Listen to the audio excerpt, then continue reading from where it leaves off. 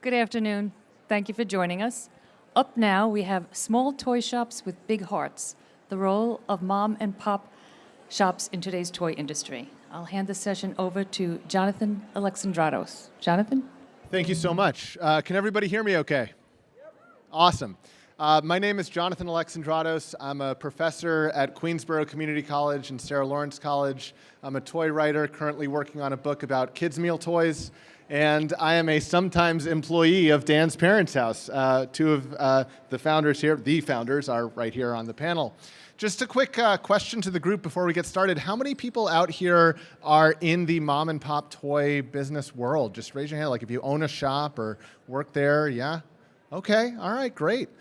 So hopefully through this panel, we'll provide a thorough exploration of what it means for certainly these folks to work in a mom and pop shop, found a mom and pop shop, and everything that goes along with that.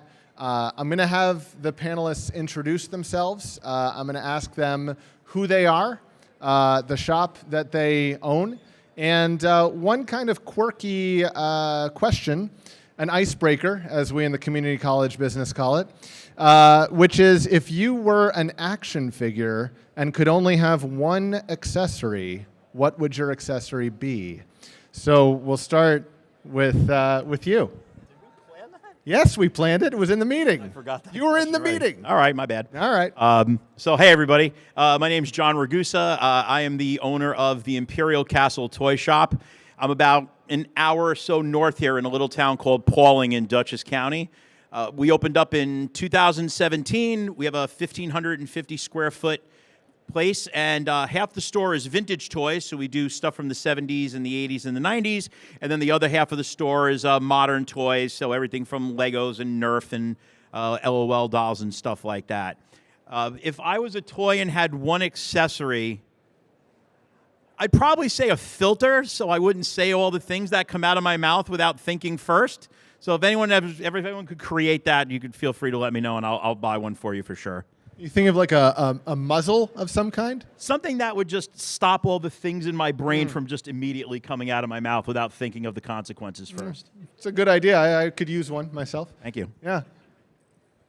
My name is Reina Brill. I am co-owner of Dan's Parents' House with my husband Dan right here.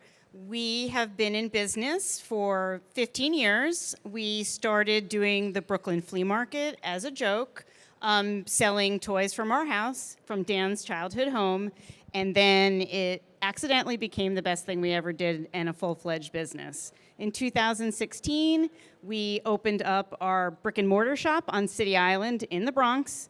I don't know if any of you know where City Island is, but it is the northern eastern tip of the Bronx. We are part of New York City. 4,500 people live there. And we bought an 1860s building and rehabbed it, and we are very involved in our community. We do mostly vintage toys and lots of objects of interest, but we mostly do vintage, some new products. And if I could pick an accessory, it would be my glasses, because if you know me, I have a wide array, and they would give me invisibility, and they could transform me into various shapes and colors, of which I would love. I love that. Don't give that idea away for free at Toy Fair. You know, that's a good idea. All right. So my name is Dan Treiber, the Dan of Dan's Parents' House. As my wife said, we run a mostly vintage toy shop in City Island in the Bronx.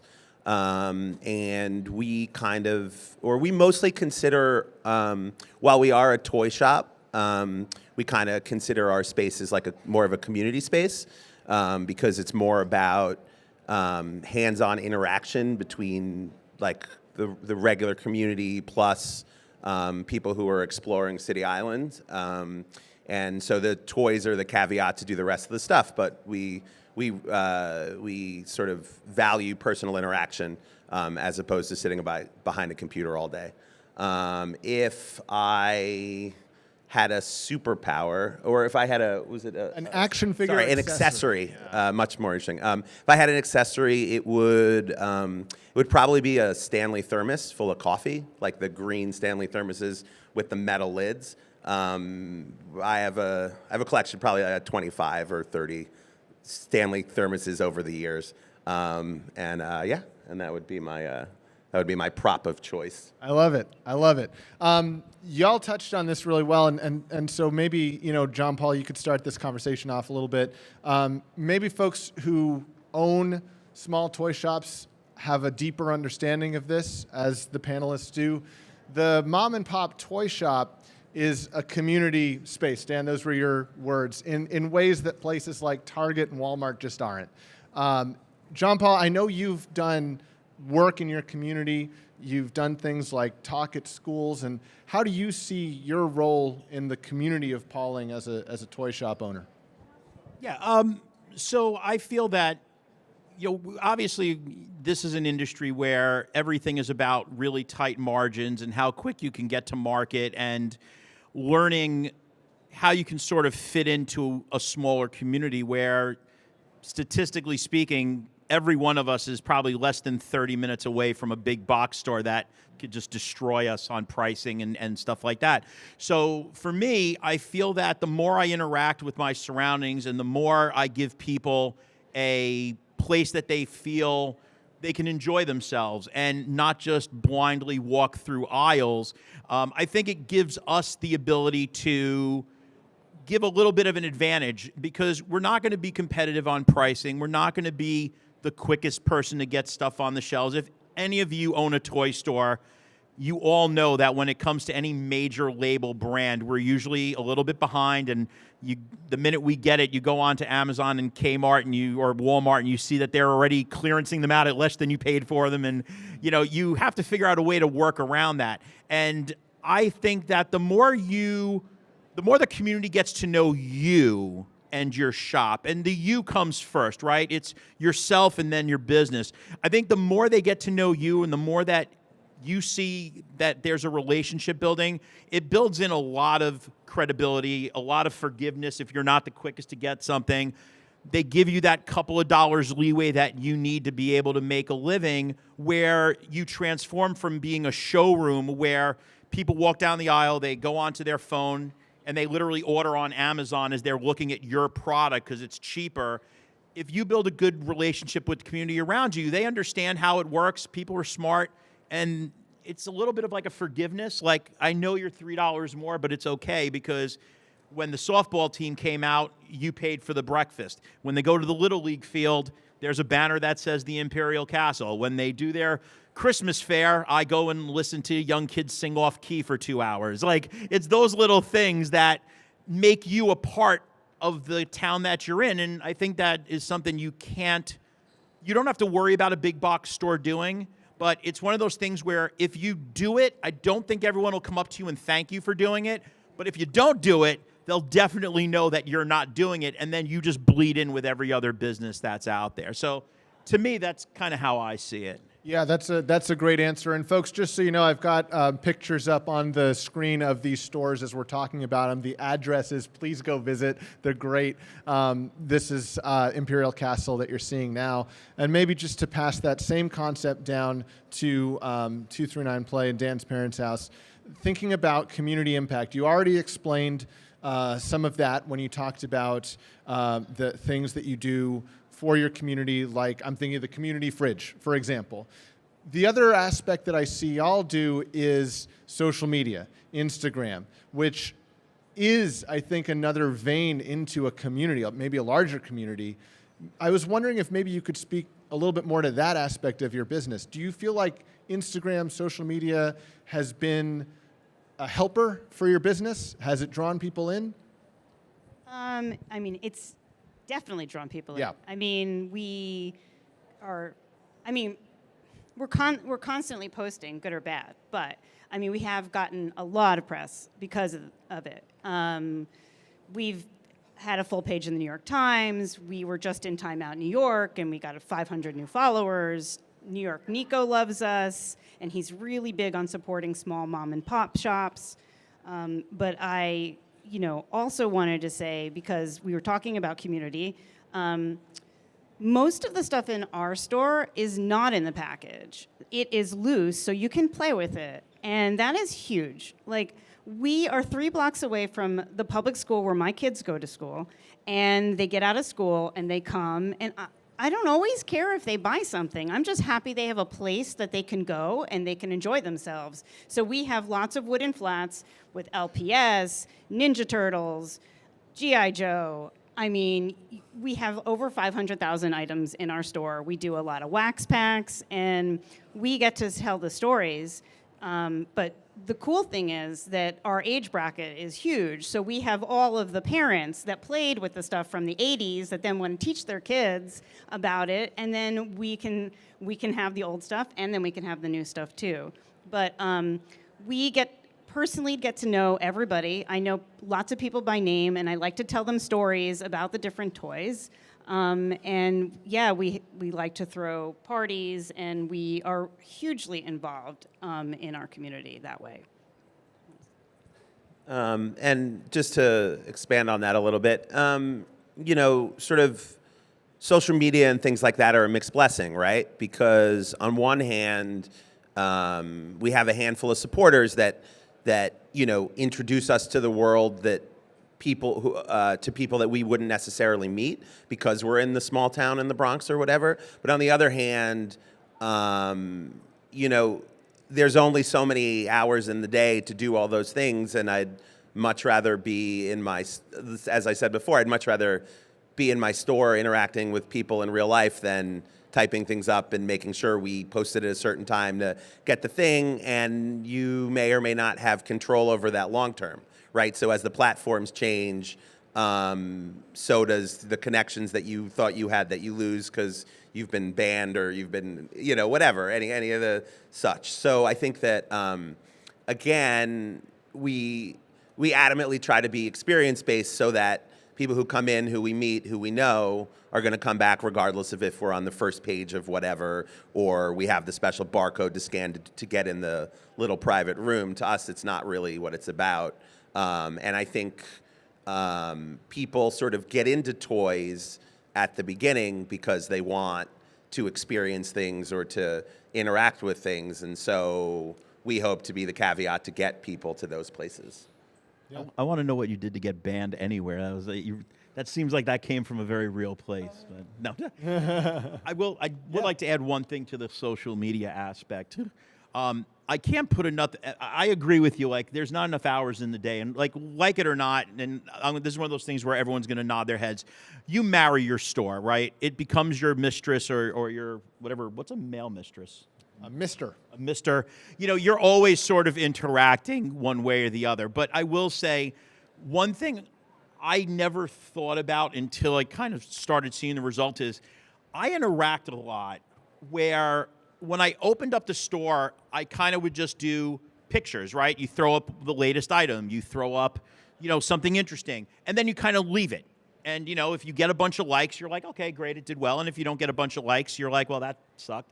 But one thing I did notice is when people comment or make a joke, jumping in and playing along with it, it's amazing on how much people like have come into my store and been like, oh my God, I'm the guy who wrote the Flintstones joke and you liked it back and then you wrote me back. And I was shocked at like how much that means to people. Like, it's crazy because I jokingly say to people, like, I would never go to the Home Depot website and be like, that is a really nice chainsaw. And then if they wrote me back and said, it is a nice chainsaw, I'd be like, oh my God, they wrote me back.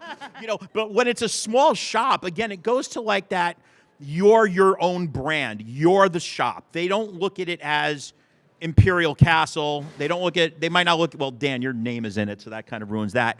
But for me, it's like, oh, I'm going to John's place. You know, or like that helps. So when it comes to the social media side of it, the interactions, writing people back, messaging people, joking around, it's crazy. Like, and it starts to show you that they start looking at you a different way, which I think is helps. Like, I remember the first guy that took a TikTok video I did and did a response to it and like I was like, I got it, because that was the first time I was on the other side of it. And I'm like, dude, like that was cool as hell. Like, I think that's great. Yeah. So you can't, you know, it's one of those things that I wish I had more time in the day to not do it, but doing it, at least for me, I feel it reaps a lot of reward and humanizes us versus just store A, store B, store C. That's great perspective. And I find it interesting, too, how toy store owners such as really yourself being on a toy store near you and Collector's Call, have gotten yourself out there. And there seems to be more media maybe supporting this kind of store, I mean, 20 years ago, I tell this a lot. It's a cute, very quick but very cute story. I've been a nerd my entire life. Like I've never been cool. I've never been on the inside crowd. Like I've just been me. Whatever. I'm happy with that. I don't really care anymore. But when I first got married, I remember that we bought this house, and I wanted all my Star Wars stuff and my Doctor Who and all my collectibles. And the deal that I made was, you can have whatever you want, you can buy whatever you want, but it has to go in the room where both doors close. So if somebody comes over, I can close those doors and the world will now think John is a normal guy. 20 years later, people come over and it's like, oh, you got to see the Star Wars stuff John has. You got to see the Doctor Who props John bought. Oh my God, John, show him this. And it's really it really has evolved where like there's no taboo anymore. It's very in vogue. Like that's a nice change. That's for sure. So all of this is to say that the folks who are here, and I'm sure y'all as well, have a footprint in a community and perhaps even a national or even global community that matters. One of the things that came up when we were meeting before this panel was the topic of COVID. And I'd love to throw this to Dan and Reina first. How did COVID impact your business? So it's like a slightly uncomfortable thing to say out loud, but we did really well during that time period. Obviously a horrible thing and terrible thing, and people shouldn't have gotten together, whatever. All of that aside, we became a place that was like welcoming and comfortable, and we were sort of really meticulous about like 2 doors open, the side door open, the fans on, masks at the door, hand sanitizer. Like we sort of did all the things that people needed to do, and we were very courteous and conscious of it. But I think what happened is like people wanted something to do or some places to go and wanted to feel like sort of included in things. And so, and like sidebar, City Island is 1.5 miles long by 3 blocks wide.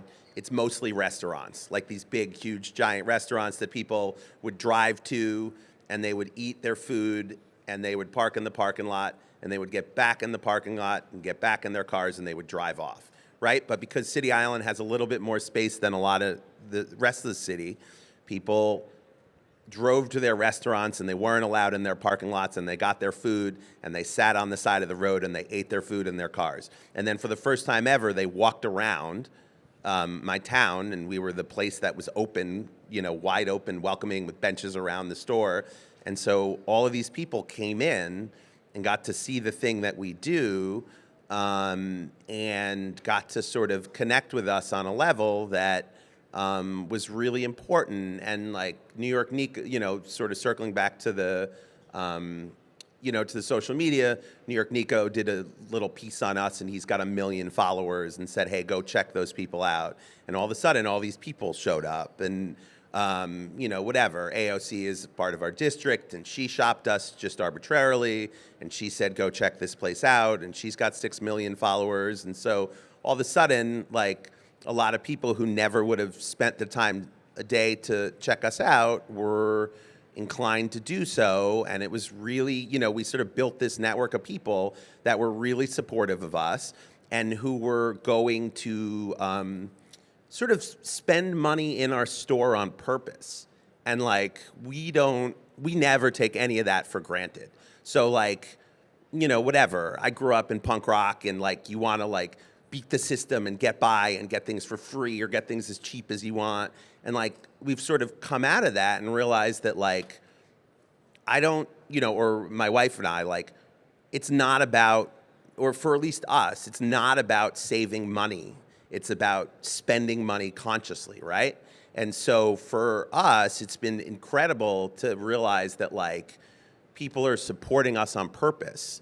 And so because of that, we're trying to sort of expand that too. So we're hyper conscious about where we spend our dollars. And when we go into a small town, we're going to buy the things in the small town regardless of how, not regardless of how expensive they are, but like I think the beautiful thing, like, being in the small business is, like, people consciously support us, and so we get to consciously support other people, and so we're all taking care of each other. And I think that was this thing that kind of came out of COVID and came out of this thing where, like, we're not about stepping on each other, we're about lifting each other up. So when people come to our store and they say, what are the other stores?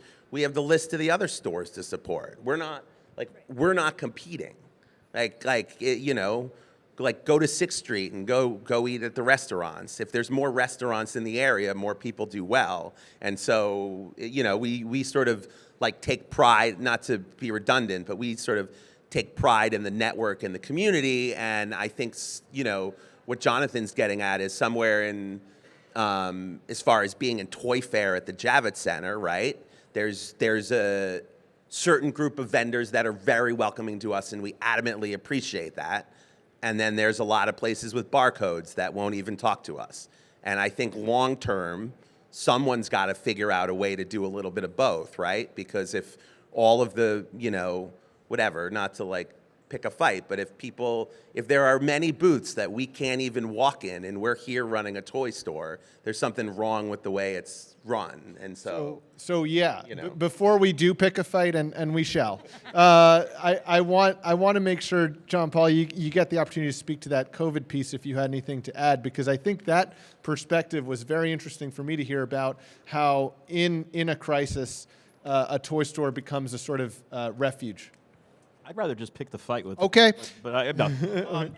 Everything he said was so spot on. I mean, the one thing there was a good energy between during COVID. So I was closed for 92 days.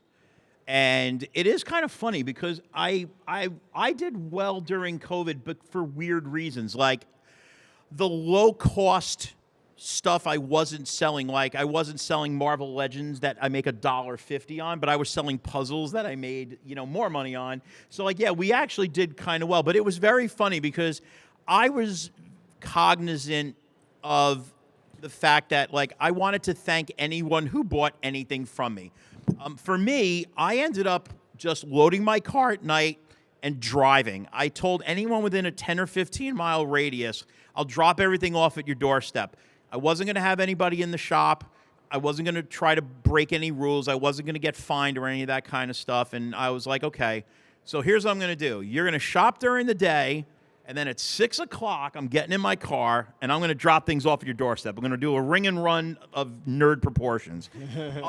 And, like, as much as I was thanking everybody because, like, look, you're supporting me. You could do this very easily through Amazon or anybody else, but you were willing to pay a few bucks more to support my shop. But they were just as appreciative that, like, thank you for, like, getting me these puzzles. My kids are going crazy. Thank you for finding, choosing some board games. The kids really loved it, and we passed the time a little bit more efficiently. So, like, I actually felt like, as bad of a situation as it was, it really did bring, like, a level of sort of mutual thanks between the community I was serving and, the fact that they were kind of helping, they were paying my rent. I mean, if I had closed for 90 days and had no revenue, that would have been a pretty ugly situation. So, it was great. Like, it actually was a real silver lining on a very difficult 3 months. So all of this is really to say that the mom and pop toy stores that we are up here representing are so much more than just toy retailers. They are places that people go for comfort. They're small, but everyone in this building, every name in this building knows what it means to be small. We wear the lanyards that bear the name of a vacuum salesman, once upon a time. We buy toys from once upon a time, Matt Matson and Elliot Handler, who were selling picture frames before Barbie came along. Everybody knows what it means to start small in this building. But let's talk about this building. Now we can start the fight. I've been waiting. So the first thing we need to talk about, given everything that has been said about community, is how can these names that started small and are now big support y'all the best? And maybe, Reina, if you could maybe start that conversation off with your thoughts. I mean, like I said earlier, we sell a lot of stuff that's out of the package. So if you got a shipment of damaged packaged toys, I would love it. I would love to get your shipment of damaged goods that I could rip the packaging apart and sell for less money and sell it to kids. I mean, it would be so great. And, you know, we, again, are just involved so much so that, you know, we could just get the kids involved in the newest stuff and get the word out there. I mean, you know, I'm just trying to think of the other things that. Do you want to? Yeah, or it's just like barriers of entry, right? Like, you know, if someone comes to our store and our doors are closed, they're less likely to come in than if the doors are open. And I know that sounds stupid, but like twice as many people walk in with our open doors, right? So I think there's got to be and 3 times as many people if we put a flag and open the doors, right? So there's ways to sort of engage. And I think that like some of the larger some of the larger distributors, if they spent a little more time talking to the smaller shops, I think long term it benefits everybody, right? Because if they're only going to sell, if I have to buy it through a distributor because they won't spend the time to sell it to the smaller companies, then we are automatically charging more money before we even start. And we don't, and so therefore those things don't enter my store. So all of the young kids that want to come learn about stuff aren't going to learn about that stuff. Then they're not going to go into Target and buy it because they don't even know about it. And there's only so many people that are still kicking around, granted, we sell 1 million vintage Ninja Turtles, but at some point, if they don't reintroduce the stuff, no one's going to learn about the new products because everything is going to be a knockoff of something that's already been done. But if some of these places are a little more inclined to deal with some of the smaller places, it's only going to introduce people who are going to then be more likely to buy it at, when they move into their suburban town. They're going to go to the big box store anyway. So I think there's got to be a way to kind of cross over the two. But yeah, what my wife was saying, it makes sense. Like, damaged goods or older stuff that didn't sell the first time around. Not everybody needs everyone wants the new hip thing, but you wait 20 years and it's the old hip thing anyway. So there's got to be some way to include people that aren't necessarily included on the regular basis. Johnpaul, your thoughts? Oh, yeah. I've been waiting for this. I think it's, for me, where I'm trying to put this without sounding like I'm just being a jerk, but I think it's give us a fighting chance. Like, there's only probably 4 retailers that encompass the majority of the bigger name brands, right? You got Mattel, Hasbro, Lego, and McFarlane. All 4 of those people barely care that we exist. And I don't think it's crazy for me to say to them, like, guys, like, we keep pop culture alive. The reason people are buying classifieds and Batman and Star Wars and all these lines is because there's a lot of 40 and 50-year-old men who love pop culture. We're passing it on to our children, and we're the reason you're making these things. And for you to take the path of least resistance, which is, well, these 4 retailers are going to buy more than the rest of them will ever buy in their lifetime. So you know what? Pish tosh. We don't need to really worry about that. Eventually, it's going to have a tipping point where it's not going to work out for you. Okay? You watched Toys R Us, Vaporize, and you think to these guys, well, if you had 5 retailers and one of them went under, you just lost 20% of your business, right? The other thing is, I think the mass retailers are also going to have a little bit of a day of reckoning. I hope these 3 don't work for Hasbro or Mattel. Sorry, I didn't mean to point you out. But, you know, you're watching more and more of these big retailers clearancing stuff. They're losing money on products. Like for me, I'm watching, I'm a big G.I. Joe collector, and I'm watching Ollie's sell $20 cost figures for $8 because someone somewhere down the line took a bath. And I think these major retailers are going to one day wake up and go, we're buying all this merchandise and we're the ones that are getting crushed on it. We're gonna pull back a little bit. And then they're going to come to the small retailers, and now they're going to be our best friends. Well, you know what? Do me a favor. Be our best friend before you need us. Like, have a synergistic relationship with us. And you know what? Maybe that takes the form of different, you know, maybe their supply chain management needs to change. Okay, yeah, I know it's easy to ship 100,000 units to Walmart's distribution center. I get it. It's not that great to send me 12. Fair enough. Maybe make exclusives for small retailers. Maybe make certain product lines that only go into boutique-style stores. Other companies have done it. This is not something that's a radical idea. Some of the small, and the other thing is that there's a lot of companies that flourish only in small space. The Four Horsemen, those guys do great work. 90% of their business is probably through small places like us.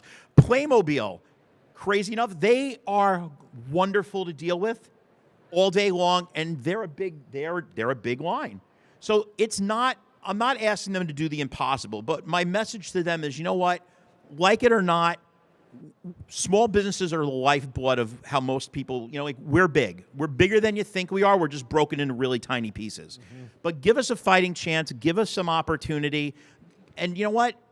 I guarantee you the long-term results will probably be a heck of a lot more positive if you give places like us and like you guys, you just said, just give us a fighting chance to survive. If you do that, I think we can all flourish. It's not a zero-sum game where we have to hurt Target, Walmart, and Amazon for us to succeed. There's plenty of room at the table, but you got to give us a seat. And a quick interjection, it's like Record Store Day, right? So Record Store Day was genius, and they had all these limited edition, vinyl records that go into only independent record stores, and now Record Store Day generates more record sales than any of the bigger places anyway, and it was just a small gesture that's now, you can't compete with that either, but that was a perfect example, and now records sell more than any other physical format, just because they decided to put them in a couple little shops. Yeah, Mythic Legions did it with, they have what's called retailer appreciation waves. They make a product that cannot be sold by Entertainment Earth, Big Bad Toy Store. It's literally the smaller retailers. It's their way of saying to their base, go support your local toy store. You're only going to buy it there. And, you do something like that once in a while, and it's enormous for us. Yeah, I think NECA does stuff like that too, right? Yeah.